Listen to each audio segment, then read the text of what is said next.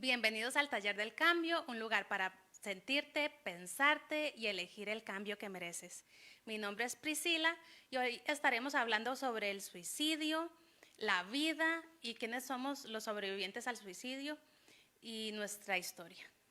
Mi nombre es Tairin Murillo y soy psicóloga. Hoy los acompañamos en este tema tan importante que es la prevención del suicidio. El 9 de septiembre conmemoramos el Día de la Prevención del Suicidio y hoy vamos a hablar un poco de nuestra historia personal con respecto a este tema y cómo tratar de prevenirlo en nuestras familias. El suicidio tocó nuestra casa hace ya bastantes años con la muerte de mi abuelo.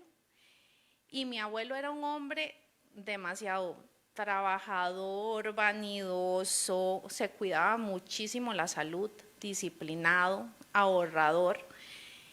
Tenía una serie de características que a uno nunca lo hubieran llevado a pensar que él iba a tomar una decisión como estas.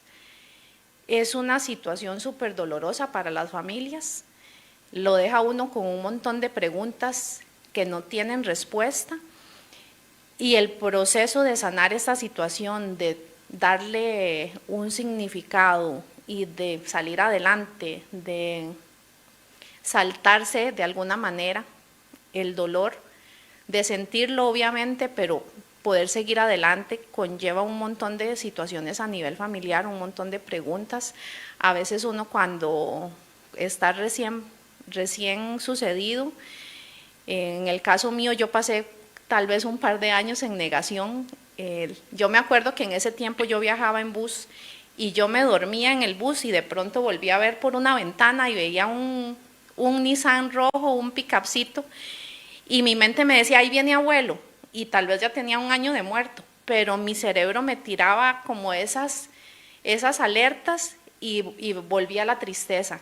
Pasan muchísimas cosas, siempre el sentimiento de la culpa de por qué no hice esto, por qué no hice lo otro, cómo no me di cuenta. En el caso mío, que en ese momento era estudiante de psicología, cómo no me di cuenta. A veces buscamos culpables dentro de nuestro sistema familiar, fue culpa de aquel, fue culpa del otro, que no lo escuchó, que no lo perdonó, que se desarrollan un montón de situaciones a nivel familiar bien interesantes, pero aquí el punto es que después de haber pasado esto, para los que son sobrevivientes, ¿qué cambios podemos realizar para poder seguir adelante? ¿Qué cosas podemos hacer para poder sobrellevar la pérdida? Y cuando nuestro sistema familiar ha sido tocado por el suicidio, de alguna manera se abre un permiso familiar de volverlo a hacer, porque es como cuando el papá grita, entonces todos los miembros de la familia tienen permiso a gritar. Cuando en nuestra familia ha sucedido esto, si no se conversa, si no se sana, si no se abren esas puertas de espacios seguros para conversar de nuestros temores y de nuestros dolores, es muy probable que se repita. De hecho, en nuestra familia se repitió en menos de un año, porque no supimos de alguna manera abrir esos espacios de comunicación, y por eso hoy nos interesa muchísimo que ustedes que están en sus casas, si están pasando una situación en la que se sienten con un dolor insoportable, con desesperanza, que sepan que hay gente que los quiere escuchar. De hecho, hoy van a estar apareciendo en un cinto números del Colegio de Psicólogos que atienden de forma gratuita y donde hay profesionales que los pueden escuchar, y vamos a abordar diversas temáticas para poder detectar esas señales y prevenir una situación de estas.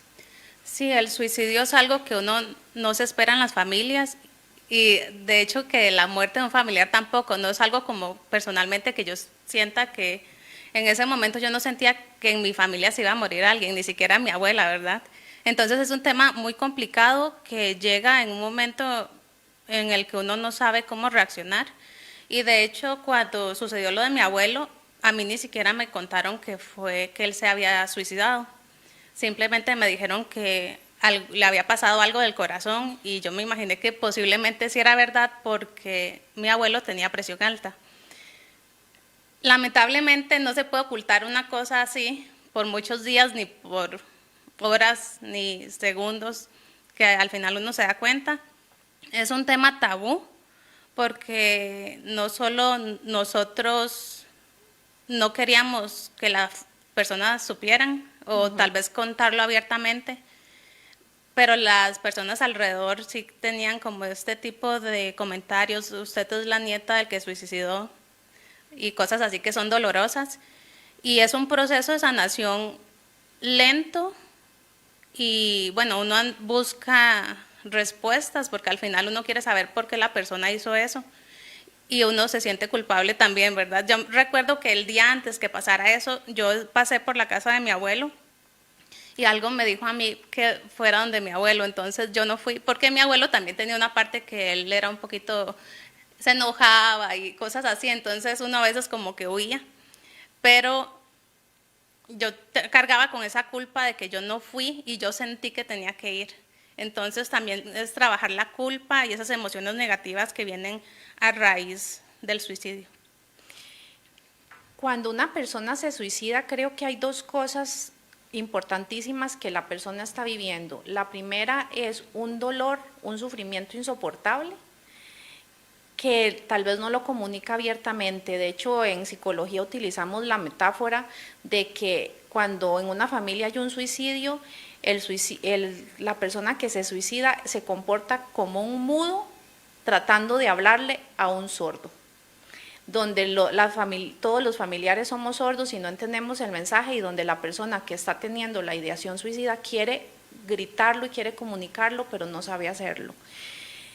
Entonces, al haber esta dinámica, aunque hay señales, porque hay señales verbales que a veces se pasan por alto, porque uno suele utilizar estas frases a veces como en son de broma o les quita el peso al decirlo de una manera jocosa: me quiero morir, ya no soporto esta vida, ustedes estarían mejor sin mí, qué fastidio levantarse todos los días, y tal vez uno les quita el peso y no se da cuenta de que aquí algo está sucediendo. Hay otros factores como comportamientos, por ejemplo, la persona puede empezar a poner orden en sus finanzas o en los documentos. De pronto decidió hacer testamento y repartir sus bienes, de pronto decidió pedirle perdón, que fue una de las cosas que hizo mi abuelo, que buscó a algunos de sus hijos y les pidió perdón, porque estaba como poniendo en orden las cosas que él consideraba necesarias antes de tomar la decisión.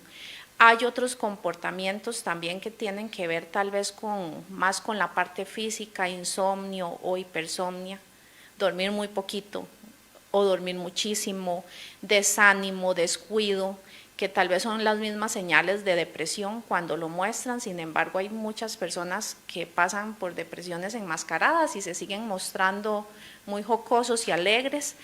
Entonces, lo importante de construir espacios seguros para hablar de cualquier tema y quitarle el peso a este tema como el suicidio. Hay muchísimos mitos con respecto al suicidio que PRI nos va a ayudar a abordar un poquito acerca de esto, porque tenemos muchísimas creencias con respecto a este tema que imposibilitan que nosotros nos abramos cuando alguien está queriendo llegar a conversar con nosotros.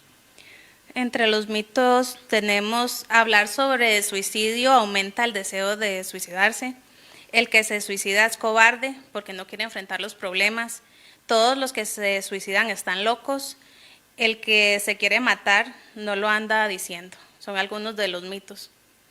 Algo importante de entender acerca del suicidio es que parece mentira, pero cuando la persona habla, el deseo disminuye.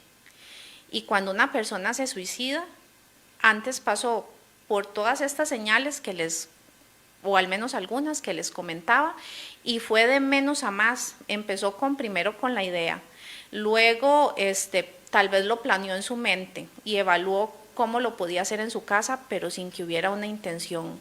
Luego tal vez hubo un gesto suicida. ¿Y qué es un gesto suicida? Es cuando alguien, por ejemplo, se toma la cantidad de pastillas justas para no morirse, pero ya hay detrás una intención. Puede haber que haya llegado hasta un intento, que cuando ya hay un intento suicida es que sí hubo una acción concreta con el fin de matarse, pero tal vez alguien llegó y lo vio y no se logró. Y lo más triste es cuando en realidad ya el acto se concreta y tenemos una pérdida familiar o de un amigo conocido que sí logró el suicidio. ¿Por qué es importante saber esto? Porque cuando nosotros estamos conversando con una persona que está planeando y que se acerca a nosotros, que nosotros podamos mostrar empatía, que podamos abrir, que realicemos preguntas para que esa persona pueda hablar de ese tema y podamos hacer preguntas que tal vez nos parezcan súper incómodas, pero nos pueden alertar para buscar ayuda a tiempo. Sí, a mí me gusta mucho hablar sobre el suicidio para hacer un medio por el cual podamos comunicar que esta situación ocurre en muchas familias costarricenses y que muchas veces se queda en el secreto de la familia y que por esos secretos a veces ocurren más casos. Yo veo el suicidio como cuando uno tira una piedra en un lago y que se hacen ondas y ondas y ondas. Yo recuerdo que cuando mi abuelo se suicidó, alrededor de donde nosotros vivíamos hubieron muchísimos más suicidios, por lo menos unos 3 o 4 más durante esa misma época. Entonces, que el peso que tiene este evento en el ambiente, no sé cómo... Es en el ambiente, es que es un permiso. Ajá. Por ejemplo, y tal vez usted cree, yo digo que todos tenemos un círculo de influencia, que sepamos o no sepamos, son gente que nos ve y que de alguna manera, por insignificante que usted crea que es, en una escuela, en un colegio, en un trabajo, hay personas que lo admiran a uno y que lo ven y que tal vez hasta imitan cómo usted se comporta, cómo usted habla, cómo lo ven como un modelo de imitación y no nos damos cuenta. Cuando alguien toma una decisión de estas, hay una onda expansiva sobre nuestros círculos de influencia y que no nos damos cuenta porque tal vez no conocemos la magnitud de personas que nos están viendo. Y si la persona está pasando una situación dolorosa, puede verlo como una salida, un escape. De hecho, que también como metáfora para explicar el suicidio, nosotros decimos, lo explicamos así, imagínese que esa persona que usted conoce, que está pasando una depresión o que está teniendo ideación suicida y está planeando cómo morir, estuviera en un edificio que tiene 15 pisos y que del piso 1 al piso 14 se están incendiando y esa persona está en el piso 15. Entonces esa persona abre la ventana y dice, aquí la única esperanza para salvarme es tirarme del piso número 15. Y en su momento de desesperación y ver que todos los pisos de abajo están incendiados y ver la ventana que allá afuera no hay fuego, se lanza. Pero el efecto de bajar o de lanzarse es el mismo, es la muerte. Y esa es la importancia de que nosotros lo conversemos, de que perdamos el miedo a hacer preguntas. Hay personas o franjas de la población que son más vulnerables y hablamos de adolescentes porque hay un factor de impulsividad, hablamos de adultos mayores porque lamentablemente hemos perdido algo que había mucho en las familias costarricenses hace muchos años, que había una integración de todos los niveles de la familia, desde los niños a los adultos, de compartir en familia, de que las celebraciones se hacían en las casas. Ahora no, la gente se va a celebrar a los hoteles y dejó a los abuelitos en la casa, por ejemplo. Y ese abandono hace que los adultos mayores sean una población en riesgo y los hombres. Sí, es por eso que nosotras hacemos tanto énfasis en la comunicación y en la comunicación asertiva, porque de verdad que los adolescentes, 10 años y muchachos, si ellos necesitan comunicar y no tienen a nadie, y de hecho hay un caso que pasó hace poco sobre un niño que se suicidó porque ChatGPT le recomendó que en una conversación que lo hiciera. Entonces, realmente necesitamos familias unidas que se comuniquen y que hablen de temas de como los temas estos. Incómodos, que uno pierda el miedo a hablar de lo incómodo, de sexualidad, de suicidio, de drogas, de prostitución, de un montón de temas que en las familias lo único que se dice es decir que es malo. Y si hay alguien pasando por una situación, adicción a la pornografía, por ejemplo, una situación de esas, y sabe que va a ir a hablar de esto con alguien, de lo cual lo único que va a recibir es juicio, es imposible que esa persona se abra. Si sabe que lo que va a recibir es juicio, descalificación, me van a rechazar, me van a excluir de la familia, me van a ver mal. Hay que perderle el miedo a hablar de cosas incómodas. Sí, a mí uno de los temas que más me dolió en esta situación del suicidio es que ya les había contado que mi familia es muy cristiana y desde muy pequeños nos mandaban que si éramos pecadores nos íbamos a ir al infierno. Entonces yo tenía este miedo con el infierno, pero una cosa fatal.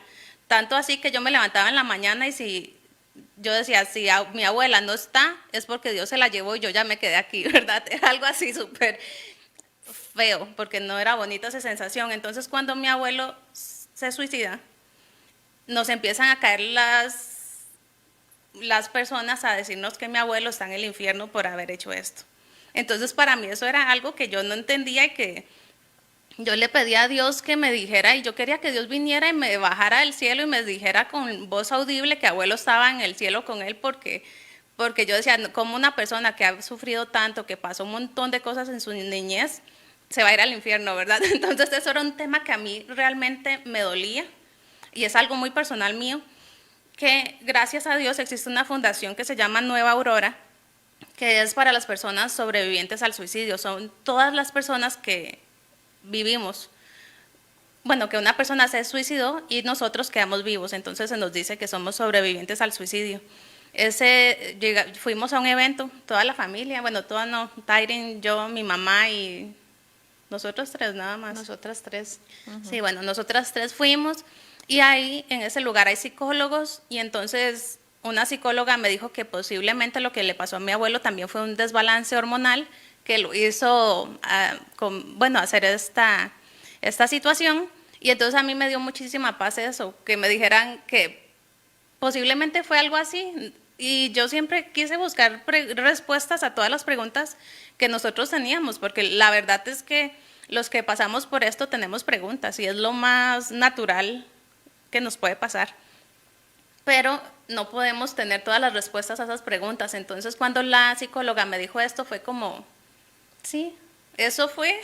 Entonces, ya me dio mucha paz y también entender que realmente sí tenemos que hablar de esto y contarlo, aunque sea un tema que también nos generaba un poco de Es vergüenza, culpa, miedo a lo que van a decir, miedo a lo que van a pensar o me van a juzgar, me van a decir que yo fui la culpable de esta situación, bueno, un montón de cosas que gracias a que nosotras hemos comunicado mucho este tema, ahora nosotras podemos hacerlo libremente, pero por 3 años yo lloraba mucho y le pedí a Dios que me viniera a hablar en la noche y nunca vino, ¿verdad? Pero vino la psicóloga que me dijo esta información.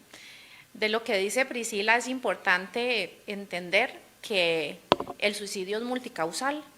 Yo escucho a veces a la gente que no conoce del tema y dicen, no, es que se suicidó porque tenía deudas, o se suicidó porque lo dejó la novia, o se suicidó porque los hijos no lo quieren ver. Y en realidad, si solo fuera una causa, sería muy fácil de abordar, pero la realidad es que el suicidio es multicausal, intervienen causas biológicas, como decía Priscila, un desequilibrio hormonal a nivel cerebral, no se está produciendo serotonina, ni dopamina, ni las hormonas del bienestar, y la persona químicamente está en un estado depresivo, intervienen factores emocionales, cómo fue criada esa persona y cómo aprendió a gestionar los problemas, y ahora está en una situación difícil y no tiene las herramientas para poder gestionar esa experiencia dolorosa que está pasando.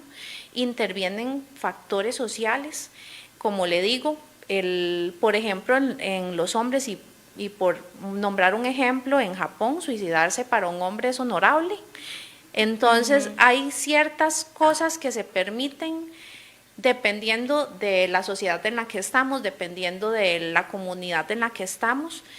Hay muchas poblaciones en Costa Rica donde están identificadas, donde por ejemplo se suicidan mucho los hombres, porque como le decía, ya hay un permiso, ya se ha repetido tantas veces que de alguna manera socialmente lo normalizamos.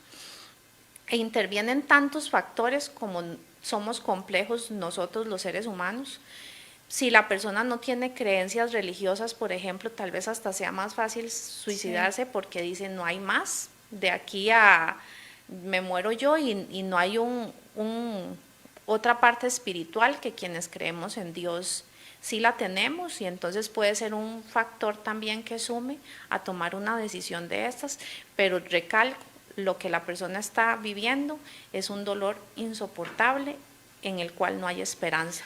Sí, a mí lo que me deja un sentimiento de como de miedo es saber que cuando una persona hace esto, deja una puerta abierta en su núcleo familiar. Entonces está dando el permiso para que otros miembros de la familia también hagan lo mismo. Eso es demasiado.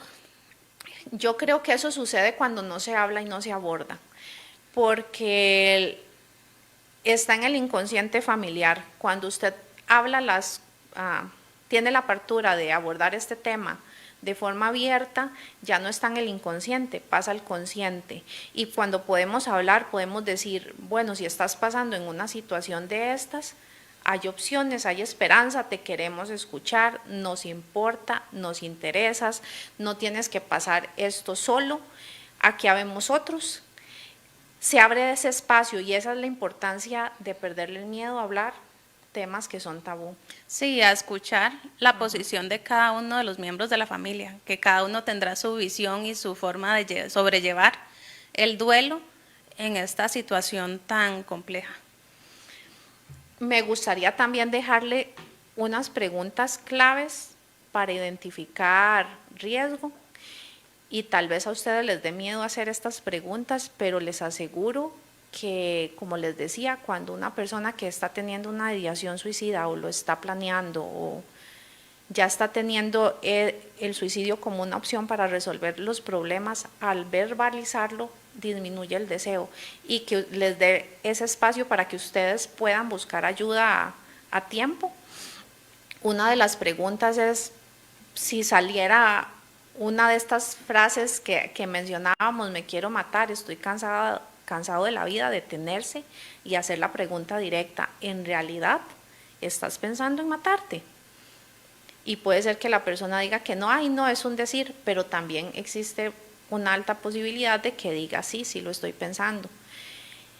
Y que usted pregunte, bueno, y si lo estás pensando, ya tienes fecha, hora y forma de realizarlo. Y parece algo fuerte de preguntar, pero la respuesta puede ser sí.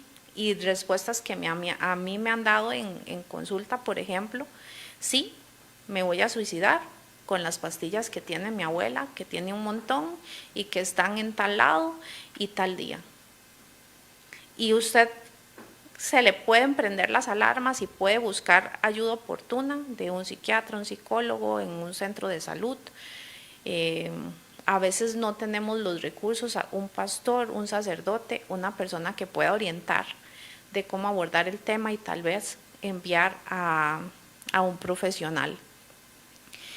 Y si todavía se atreven más, preguntar quién te vería si esto pasara, cómo se sentirían esas personas cuando te vieran, y pueden salir muchos deseos inconscientes. A veces la persona que está pensando esto no se siente amada, no se siente escuchada, no se siente valorada en el sistema familiar, y es posible que salga un deseo inconsciente de que los demás sufran como él está sufriendo. Muchas veces lo que hay detrás de una persona que se suicida es un gran deseo de que el sistema familiar cambie, y que se abra precisamente eso, la oportunidad de ser aceptado, de ser escuchado, de ser valorado en su diferencia. A veces habemos personas que no somos tan similares a nuestro sistema familiar y vivimos de alguna forma rechazo de los otros. Cuando hay alguien que por su orientación sexual, por ciertas formas de vida que ha decidido, por decisiones que ha tomado que tal vez van en contra de los llamados valores familiares, sufren rechazo, y eso puede ser otra de las causas que sume a tomar una decisión de estas. En niños el bullying, cada vez son más pequeños los niños que se suicidan. Creo que por aquí tengo una noticia que fue del 2024. Y los niños ya de 10 años, 9, 10 años, están teniendo intentos suicidas. Entonces ahora con mucha más razón tenemos que perder el miedo a hablar de este tema y abordar el tema desde edades más tempranas. Estar muy pendiente de los cambios de ánimo de los niños, indagar cómo les fue, no quedarse con el ¿y cómo le fue en la escuela? Bien, y ya con ese bien usted se quedó satisfecho. Pregunte más con quién hablas, con quién conversas, quiénes juegan contigo, cómo te sientes en la escuela, tienes un mejor amigo, una mejor amiga, cuéntame cómo te tratan los otros chicos y soltar el teléfono, porque la mayoría de la información que nosotros recibimos de la comunicación está en la comunicación verbal y en la gestualización. Y si usted está distraído en otro lado, se pierde una cantidad importantísima de información que va a hacer que lo que ese niño, esa niña, ese adolescente está comunicando no llegue el mensaje completo. De verdad ponernos atención, de verdad tener empatía y de verdad mostrar interés por lo que está pasando a los miembros de mi familia puede hacer la diferencia, una gran diferencia en abordar un tema como este de manera objetiva. Sí, algo que a mí me han dicho mucho y tal vez alguien nos pueda guiar un poco, cuando las personas dicen, es que ellas se pasan el hospital porque siempre tiene intentos suicidas y yo ya estoy cansado, al final que haga lo que quiera. O personas que tienen depresiones profundas y ni modo, ella quiere vivir así, o él quiere vivir así. Yo ya no puedo más, estoy cansado. También está la parte de al final las personas que están alrededor van a sentir un peso sobre sus vidas a lidiar con situaciones así, pero ¿qué podríamos recomendar para estas personas que viven día a día una situación similar a esta? La gran mayoría de personas no tienen intentos suicidas recurrentes con tratamiento. Hay un trastorno que se llama trastorno límite de la personalidad, que una de sus características es precisamente esa, que tienen intentos constantes de suicidio y que lo que están buscando es la atención del sistema familiar, que esas personas sí necesitan remitirse a un profesional de psicología y uno de psiquiatría. Nosotros podemos hacer muchas cosas y algo que yo entendí para sanar mi proceso en el caso de la muerte de mi abuelo es que aunque yo puedo sentir mucha culpa y quedé tal vez en mucho tiempo con culpas por esto, por las cosas que yo creo que no hice y pude haber hecho, porque no lo visité lo suficiente, porque no estuve ahí para darme cuenta de lo que había pasado, es que al final lo importante de nosotros como familiares es hacer lo que podemos. Sin embargo, la persona que está pasando por una situación de estas tiene que aceptar la ayuda. Si la persona no acepta la ayuda, ya estamos atados de manos. Y hay una gran parte de responsabilidad en la persona que está pasando la situación de querer ser ayudado para poder gestionar un cambio.